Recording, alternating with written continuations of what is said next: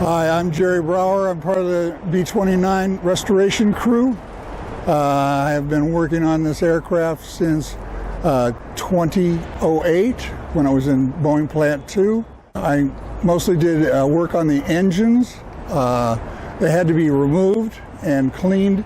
There was a lot of bird nests in there from China Lake, and we made them look like they were serviceable engines. I helped reinstall number 1 engine, number 2, and number 3, and all 4 propellers I helped install. Right now I'm working on panels on the engine cowl and nacelle, and that's going to be quite a job there, because you have to replicate these panels to where they actually were on the aircraft. In other words, going to the drawings for the aircraft, the blueprints for this aircraft. You have to be a little more creative when you're replicating a panel on this aircraft, and it takes a certain amount of expertise, you know. And every time I do make a panel, I learn a lot more, and it comes out a lot better. We've replicated at least 20 panels on this aircraft. When I'm working on the panels on the engines, they're not just a flat piece of metal. They are curved and concaved. And you start out with a flat piece of metal, and then you have to cut it to size, and then you have to form it. We have to use tools called metal shrinker and an English wheel, and those are up in Payne Field at the Restoration Center. I had to go up there 4 times for one panel. A shrinker, what it does is it pinches the metal, pulls it together, and makes it curve. The English wheel is one big wheel and one curved wheel, and they're different sizes, and you roll it back and forth. Now, where people most would equate that to is when they hand-built cars like Rolls-Royce, they used an English wheel. And that English wheel is used a lot on restoring these aircraft, because you just got to start out with a flat piece of metal and go from there. I got involved in aviation when I joined the Marine Corps, and I guess I was smart enough to go to the air wing part of it. I went to Memphis, Tennessee, and became a structural aircraft mechanic. I put 4 years in the Marine Corps, and I got out of the Marine Corps, and I went to school and got my airframe and power plant license, FAA certified mechanic. I'm still certified because I work on airplanes, and that's how I got in. I put in 18 years with Western Airlines and another 12 years with Delta Airlines.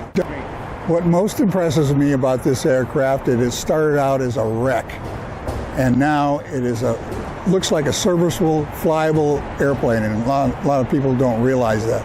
It is not, but it looks like it could be actually on the flight line, flying out of Saipan to Japan. My name is Dennis Dine, and when I moved to Seattle, I had an interest to investigate restoration work through the museum, and I applied and ended up starting in early 2009. And my first assignment was this engine. They said they wanted an engine for exhibits, and it was sitting there in its glory, all dirty and dusty and bird's nests and everything else. To restore this engine, had to remove all the different assemblies. Everything that you see here was taken off of the airplane except the cylinders themselves. And it all had to be set aside, and then the engine had to be cleaned, and that was done with wire brushing, scraping, cleaners, and then eventually glass beading the engine in place. And just the glass beading operation, I spent 60 hours just that alone. Well, one of the things that I ran into when I was after cleaning was figuring out what I had for the engine, what parts were available, And when I found things were missing, I searched what the miscellaneous things that are laying around in different areas of the building where we were at in Plant 2, and I organized all the parts in one area that would be appropriate for the particular engine. And some of the parts were damaged, like some of these cowlings were pretty beat up and dented and that and needed rework.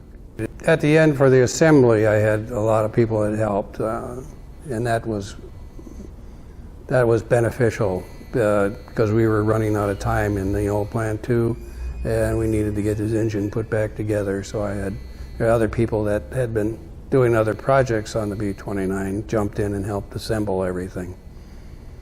These engines were expected to hold up for probably 16-hour trips out in the Pacific, out and back. And then with the problems they had initially, and we're always working on the engines to keep them going, it was pretty impressive. Working on this engine over time, because of all the difficulties and the problems I encountered, I gained a lot of respect for the guys in the field during the war that had to swap out engines and repair them.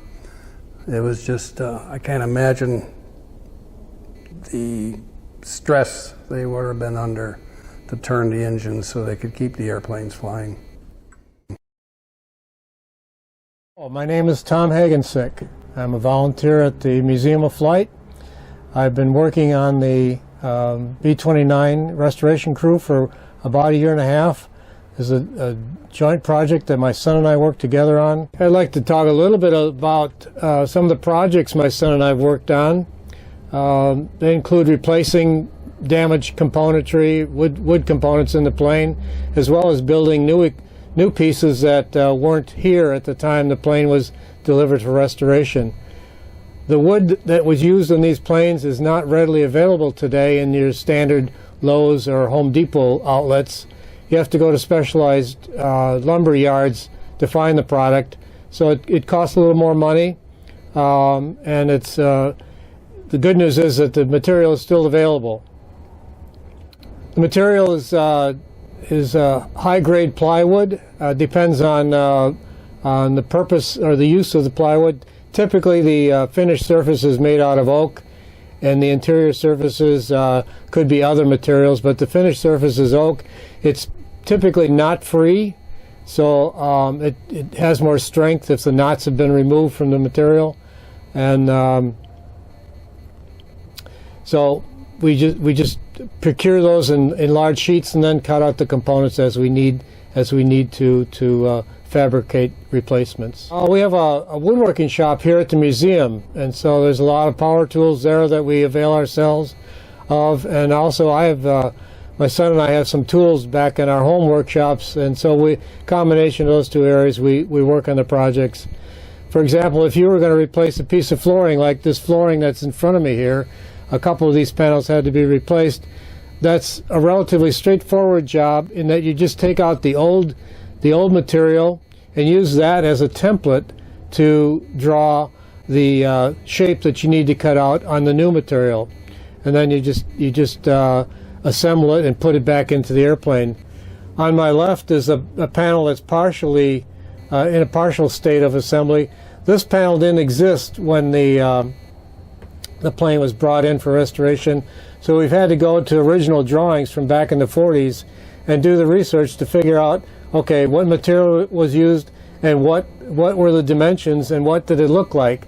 And so we have to construct some of this restoration from original drawings. Okay, there is some improvisation that one has to do in doing restoration in aircraft.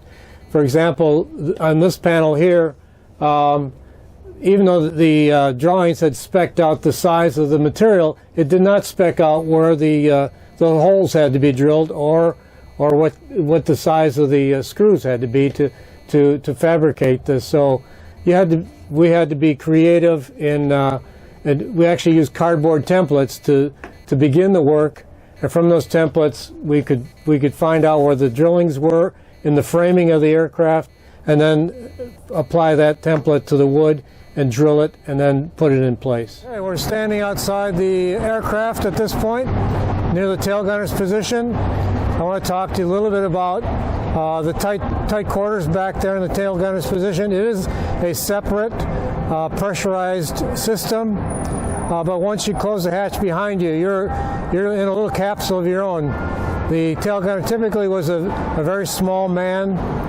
He sat in a wooden seat and he put his feet on wooden footrests. And what I had to do was repair the footrests. They were damaged from use, and I had to take them out, fabricate new footrests, and then put them back into the aircraft. But I've had a lifelong interest in aviation.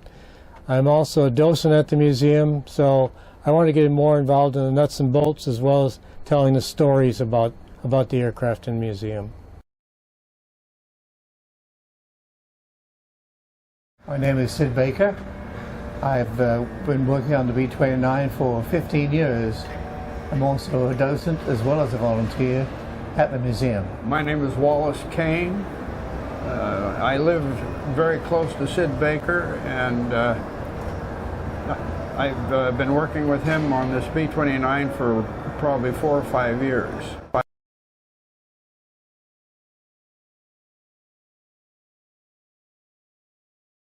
The bomb racks are pretty well identical to the bomb racks in the B-17, so we had a really good model to model them from.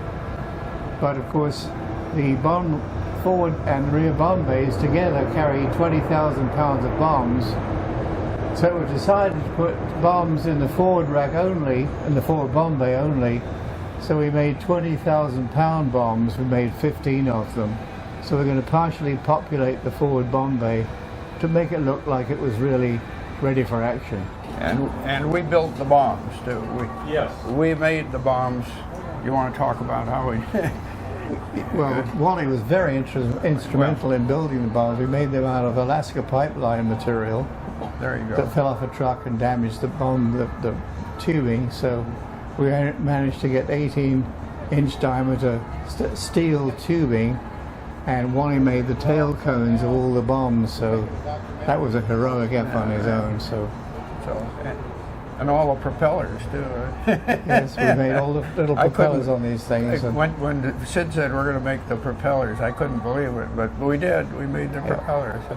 In World War II, of course, the money was virtually no object, so these major side rails, which extend from the top of the rack to the bottom, were made out of massive aluminum extrusions, where the side rails were thin and the major part where the load is taken were much thicker. We couldn't, of course, do that. To make an extrusion would have been extremely expensive.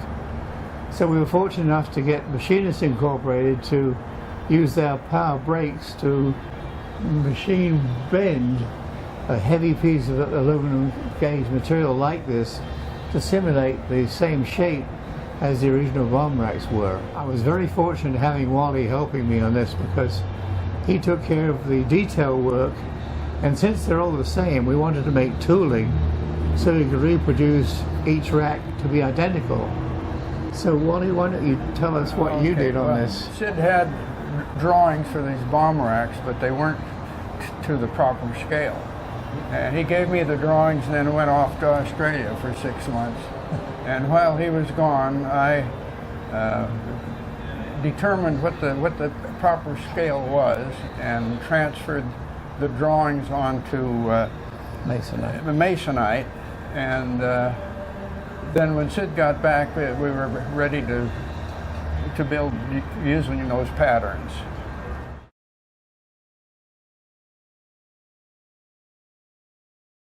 So we laid Wally's templates out and then drilled all of the holes necessary for attaching all of these fittings on here, because they had to be identical side to side so the bombs would lay completely horizontal. All of the fittings where the bomb racks actually tie into the airplane were the most critical, because they had to be interchangeable between one bomb rack and another, and the airplane hardware where the airplane loads are taken into the bomb racks.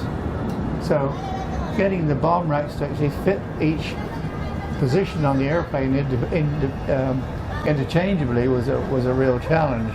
These little hooks, of course, there were 70 required of the hook and the latch.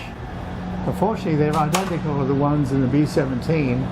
I was able to borrow a pair from the B-17 and take them down to a vendor down in Kent who specializes in making multiple quantities of things like this with a laser cutter to cut steel with a laser beam.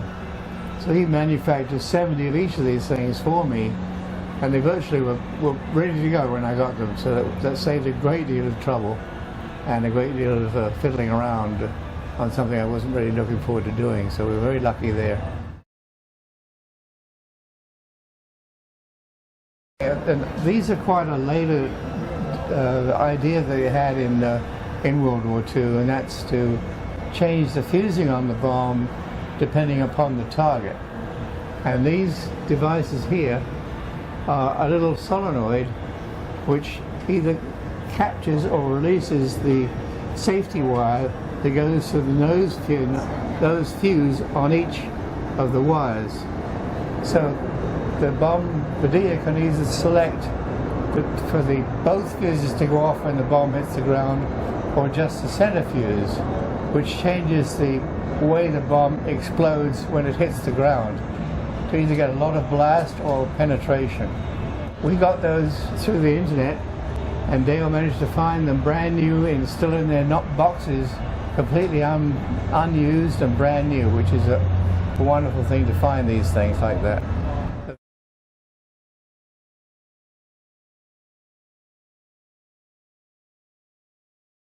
And I was asked if I could reproduce this radome, and I said absolutely, it sounds like a wonderful challenge to me, especially since as manufacturing manager in Boeing, I happen to be responsible on the AWACS program for producing their 30-foot diameter radomes, which are made out of fiberglass, so I had a pretty good background on building radomes. Now with this one was a particular challenge because there were absolutely no drawings that showed the shape of the radome, what it was made out of, or anything. So I was starting from scratch, literally. But fortunately, I found underneath the skin of the airplane was the pattern of the old radome, where it was attached to the skin that was covered by a very crude patch. So that gave me the profile of the radome.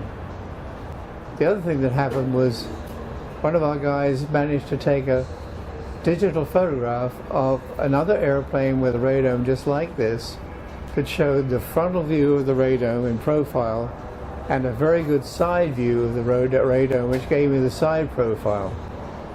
What I did was to produce slides of these two photographs and project them onto the wall of the education department down in the Red Barn until I got them just exactly the right size. I knew what the right size was because I scaled up the pattern, the whole pattern on the bottom of the airplane, so I knew how long the radome was supposed to be. I used that then to scale up the rest of the shape of the radome on looking at the front and also the rear.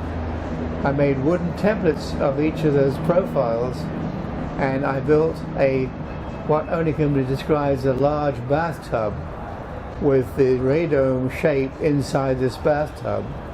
And I filled in the gaps between them with styrofoam and masonite, and then smoothed it with Bondo and made a smooth profile of this mold, which is in two pieces, so when I finished it I could split it and get the radome out. But I didn't know what the radome was made out of, so one of my trips to England I went to see the Lancasters, which had the same radar antenna, and they had radomes on those, and I did some research to find out how they built those radomes.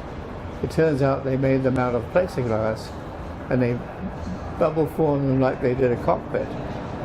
I thought, well, that sounds like an easy way of doing it, but we didn't have the tooling, and I couldn't really arrange to have a plexiglass radome built, so I thought I would build it just like we built the AWACS radomes, out of thin honeycomb core, paper core, with an outside layer of fiberglass and an inside layer of fiberglass. I managed to find the right size honeycomb, which was only ½ inch thick, and profiled it to fit inside this female mold, having put a skin on the outside of the mold first, and laid the hex ply inside this mold and smoothed it out, and I put shot bags everywhere to hold the honeycomb down level, and laid the interior fiberglass skin on the inside. And then to hold the radome to the skin of the airplane, I made strong points, each position where the fasteners were on the original airplane. So I marked those off on the inside of the radome, and then I filled the honeycomb with solid fiberglass, which would stop the screws from crushing the fiberglass as we screwed them in place. I then made a steel model of the lower side of the airplane, this profile, so that it was upside down, so that I could work on the radome with it right side up. So I stood inside the radome and fitted it to this model, which then turned out to be the exact curvature and fit of the bottom of the airplane. So we actually took the radome off and out of the mold and tried it against the bottom of the airplane, and it actually fit quite well.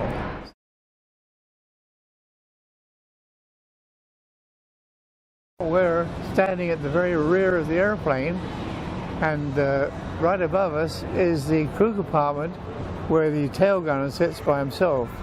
This is one of 3 pressurized areas in the airplane, the major one being the cockpit, the center one where the fire control system is, and the tail gunner. These are all 3 separate pressurized compartments. But it was completely gutted, and all of the armor was stripped out, all of the gun sights, all of the armor plate, and all of the mechanism that drove those were missing completely. The windows were made out of thin plexiglass, and there were no guns or anything mechanism inside at all. It was completely stripped. What we did, we took the bottom of the turret off and substituted another one on top. It was a pretty major activity, and like I said, I spent about 3 years of my life on this particular project. And at that time, you had actually removed this subassembly from the airplane, had Yes, you not? yes. It was on the ground. It was on the ground in a nice little cradle. So we really dismantled it, literally. We took it apart down to a degree that was never intended to by the factory. One of the most satisfying things of being a docent or a volunteer here and touring people around is to have visitors coming and saying that my father used to work in B-29s, or my uncle used to fly in B-29s. And thank you so much for working on these airplanes, because it means so much to us to be able to go back and see what our parents were involved with. And this really makes the whole volunteering of these airplanes and the reconstruction airplanes so worthwhile. It's very meaningful to us.